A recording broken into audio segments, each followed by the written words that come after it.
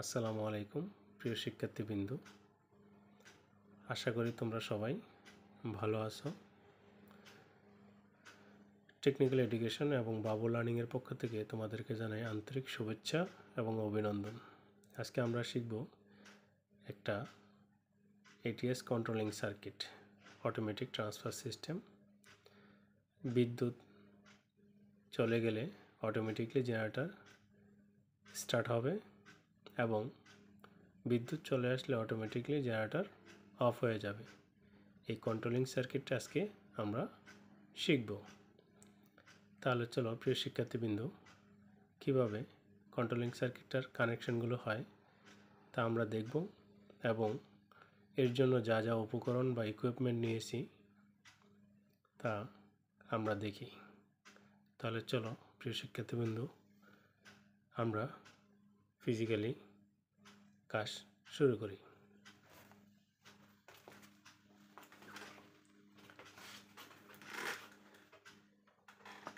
প্রিয় শিক্ষার্থীবৃন্দ, এই কাজটা করার জন্য আমি আজকে যে সকল ইকুইপমেন্ট নিয়েছি তা হলো দুইটা টাইমার নিয়েছি, একটা জেনারেটরের জন্য, একটা পিডিবির জন্য, একটা রিলে নিয়েছি। এই তিনটার জন্য দুইটা টাইমারের বেস, একটা রিলের বেস, একটা পিডিবির ম্যাগনেটিক কন্ট্যাক্টর, একটা জেনারেটরের ম্যাগনেটিক কন্ট্যাক্টর।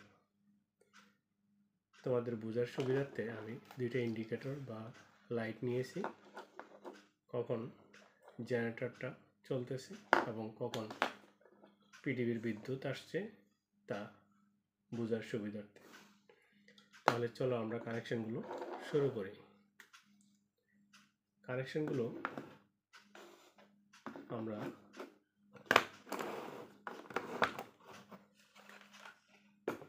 শুরু করি। দেখো কানেকশনগুলো কীভাবে হবে। কানেকশনগুলো আমরা রিলের মাধ্যমে শুরু করব। রিলের 7 নম্বর কয়েল প্রান্তে পিডিবির লাইন ইন হয়েছে কন্ট্রোলিং, এবং পিডিবির এই কয়েল প্রান্ত থেকে আমি কমন করে দিয়েছি 8 নম্বর প্রান্তে। এই পিডিবির লাইনটাকে আমরা অপর প্রান্তে আউটপুট বের করেছি অ্যানো প্রান্ত দিয়ে।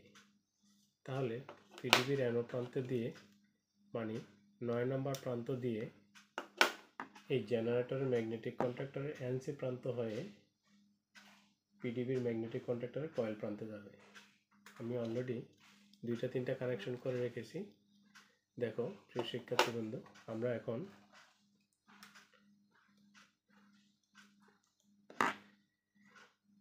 এটা হচ্ছে জেনারেটরের ম্যাগনেটিক কন্ট্যাক্টর। জেনারেটরের ম্যাগনেটিক কন্ট্যাক্টরের এনসি প্রান্ত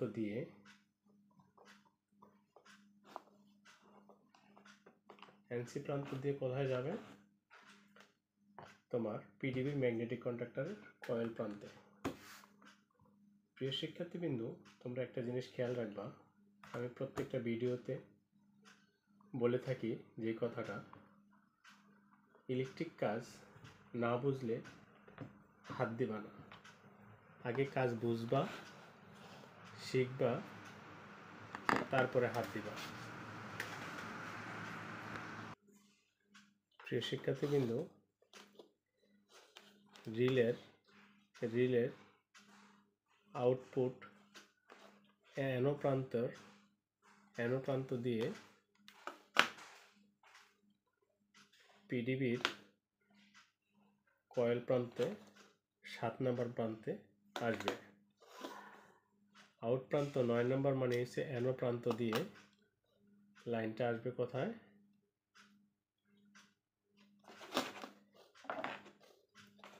পিডিবির টাইমারের কয়েল প্রান্তে।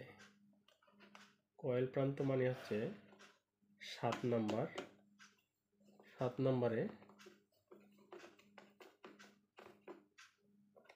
আসবে। আমি এটাকে শর্ট করে দিয়েছি যেহেতু আমার এই অ্যানো প্রান্তটা আমি ইউজ করব। তাহলে চলো প্রিয় শিক্ষার্থী বন্ধুরা, আমরা এটাকে আমি কমন করে দিলাম।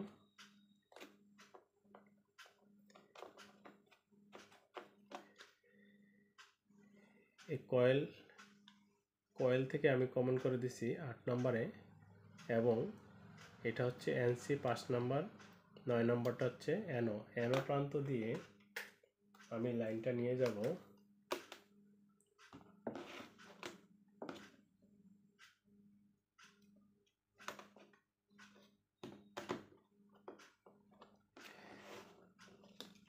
এনও প্রান্ত দিয়ে জেনারেটরের এনসি প্রান্ত হয়ে জেনারেটরের ম্যাগনেটিক কন্ট্রাক্টরের এনসি প্রান্ত দিয়ে পিডিবি ম্যাগনেটিক কন্ট্রাক্টরের কয়েল প্রান্তে আসবে। এটা হচ্ছে এনসি প্রান্ত, এটাকে বলে অক্সিলারি, ম্যাগনেটিক কন্ট্রাক্টরের অক্সিলারি। এই এনসি প্রান্ত দিয়ে বের করে নিয়ে আমি পিডিবির ম্যাগনেটিক কন্ট্রাক্টরের কয়েল প্রান্তে দিয়ে দিয়েছি। এখন আমাদেরকে আরেকটা কাজ করতে হবে, সেটা হলো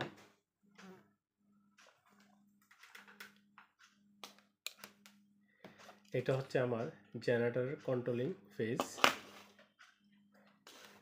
এই জেনারেটরের কন্ট্রোলিং ফেজের এই রিলের এনসি প্রান্ত দিয়ে ইন হবে, 1 নম্বর দিয়ে ইন হবে, 4 নম্বর দিয়ে আউট হয়ে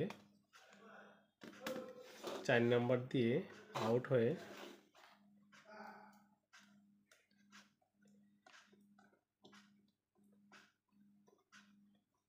4 নম্বর দিয়ে আউট হয়ে তোমার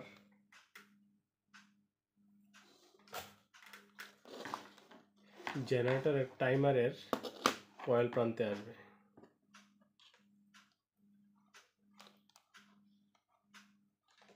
জেনারেটর টাইমারের কয়েল প্রান্তে সাথে আসবে।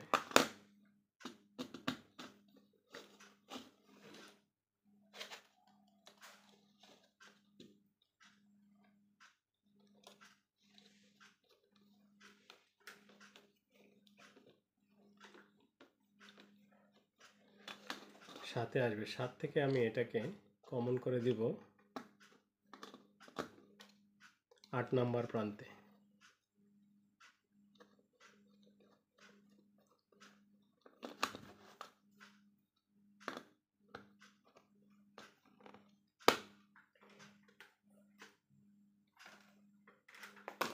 জেনারেটর টাইমারের এনো প্রান্ত দিয়ে এটার আউটলাইন বের হবে।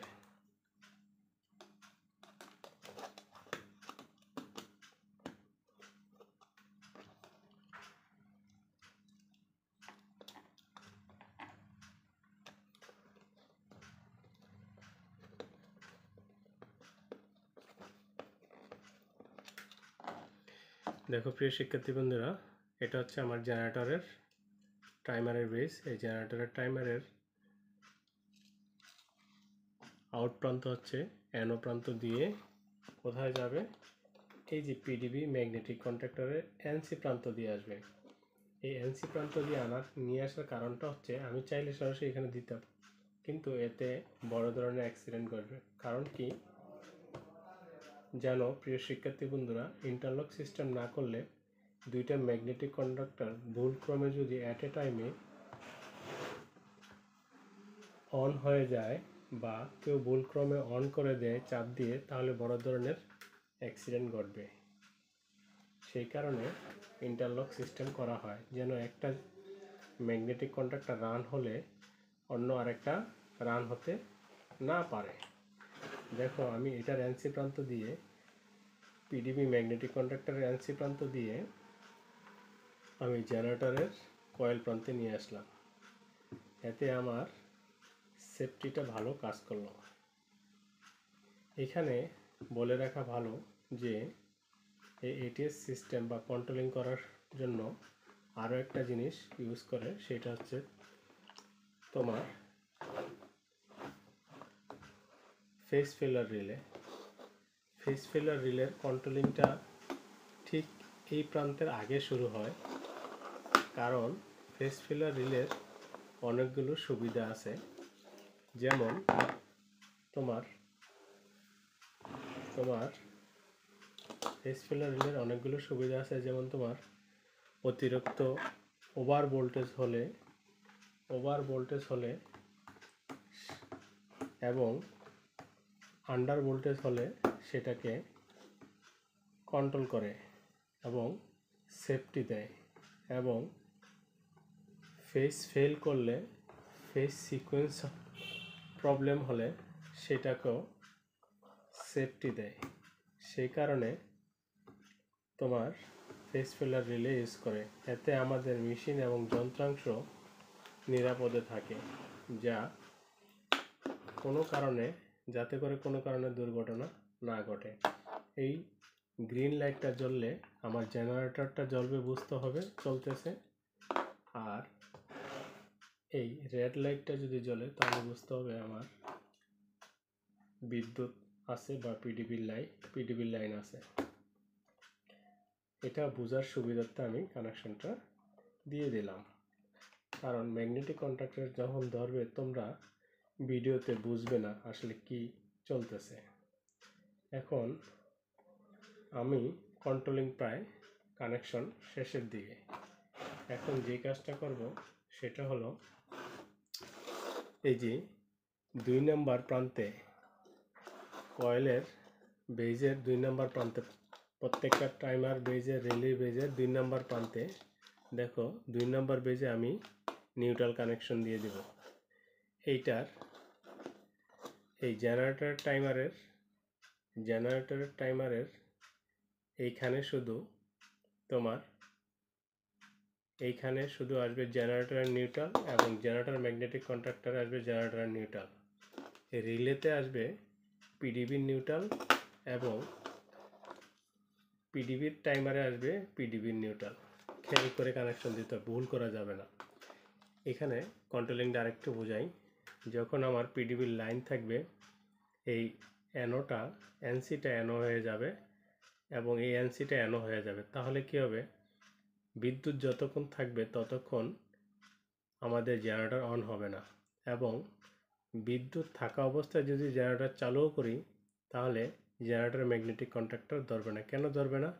যেহেতু এই কয়েল প্রান্তে লাইন দিয়েছে হচ্ছে পিডিবির লাইন, তার মানে পিডিবির লাইন থাকলে এই এনসিটা এনও হয়ে থাকবে, কখনো এই এনসি প্রান্ততে বিদ্যুৎ প্রবাহিত হতে পারবে না, ম্যাগনেটিক কন্ট্যাক্টরও রান হতে পারবে না। যখন জেনারেটর অফ থাকবে, পিডিবির লাইন থাকবে, ততক্ষণ জেনারেটর অন হবে না। বাট জেনারেটর যদি লাইন থাকে এবং পিডিবির লাইন আগের থেকে থাকে, তাহলে জেনারেটর ম্যাগনেটিক কন্ট্যাক্টর চালু হবে না। এটা খেয়াল রাখবার, যেহেতু আমাদের মূল কন্ট্রোলিং কোর্স হচ্ছে সার্বক্ষণিক আমাদের পিডিবি বিদ্যুৎ থাকবে। যখন পিডিবি চলে যাবে তখন এই এনসি প্রান্তটা 1 নম্বর হয়ে এদিক দিয়ে বাইপাসে আমার কোথায় যাবে, এই ম্যাগনেটিক কন্ট্যাক্টরে যাবে। প্রিয় শিক্ষার্থী বন্ধুরা, তাহলে চলো আমরা নিউট্রালগুলো কানেকশন দিয়ে দিই। এখানে এই জেনারেটরের টাইমারে আসবে জেনারেটরের নিউট্রাল, রিলের টাইমারে আসবে পিডিবির নিউট্রাল, এবং পিডিবির টাইমারে আসবে পিডিবির নিউট্রাল। জেনারেটরের ম্যাগনেটিক কন্ট্যাক্টর আসবে জেনারেটর নিউট্রাল, এবং পিডিবির ম্যাগনেটিক কন্ট্যাক্টর আসবে পিডিবির নিউট্রাল। তাহলে আমি কানেকশনগুলো দিয়ে দিচ্ছি।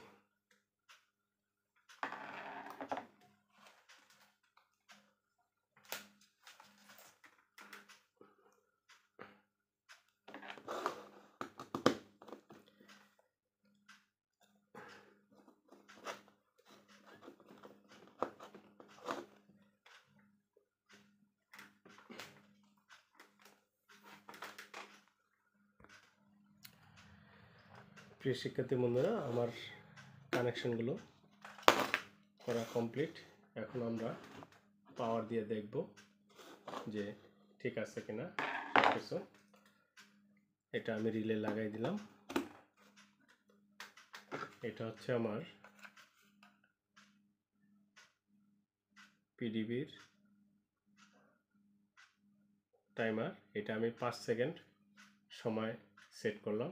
পিডিবির লাইন আসলে 5 সেকেন্ড পরে সে সাপ্লাই দিবে লাইনে। আর এটা হচ্ছে আমার জেনারেটরের টাইমার।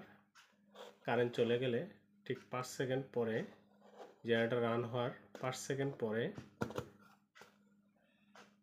লাইনে সে পাওয়ার সাপ্লাই দিবে। তাহলে চলো প্রিয় শিক্ষার্থী বন্ধুরা, আমরা এখন পাওয়ার দিয়ে দেখি। তোমরা একটা জিনিস খেয়াল রাখবা, যখন এই লাইটটা জ্বলে, গ্রিন লাইটটা, তাহলে বুঝবা এটা জেনারেটর চলতেছে। আর যদি লাল লাইটটা জ্বলে তাহলে বুঝবা এটা পিডিবি চলতেছে। তাহলে আমরা পাওয়ার দিই এখন। জেনারেটর রানিং অবস্থায় যদি বিদ্যুৎ চলে আসে জেনারেটর অফ হয়ে যাবে, কিন্তু বিদ্যুৎ থাকলে জেনারেটর রানিং হলেও জেনারেটরের ম্যাগনেটিক কন্ট্যাক্টরে পাওয়ার আসবে না, কারণ এটাকে এইভাবে কন্ট্রোলিং করা হয়েছে, যেটা তোমাদেরকে দেখাইছি। তাহলে আমরা আগে জেনারেটরের লাইন দিই।